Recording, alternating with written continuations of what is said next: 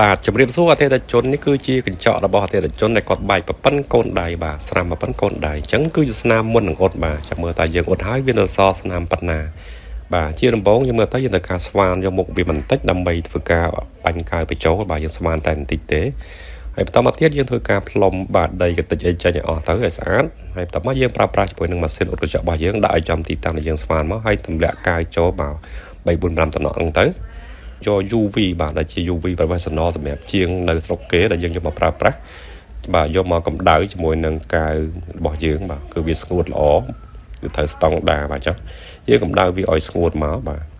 អញ្ចឹងទុកបែរជា1នាទីហើយគឺស្ងួតហើយបាទអូខេអញ្ចឹងយើងមើលទៅនេះជាលទ្ធផលបន្ទាប់ពីយើងធ្វើហើយអញ្ចឹងមុនមិញគឺវាបែកប្រព័ន្ធកូនដៃបាទស្រាំប្រព័ន្ធកូនដៃណាអញ្ចឹងពេលយើងធ្វើការបាញ់កាវបញ្ចូលហើយកម្ដៅ UV ហើយយើងកោះចេញមកវិញវាទៅសល់ប្រព័ន្ធជើងធុកទៀតទេបាទ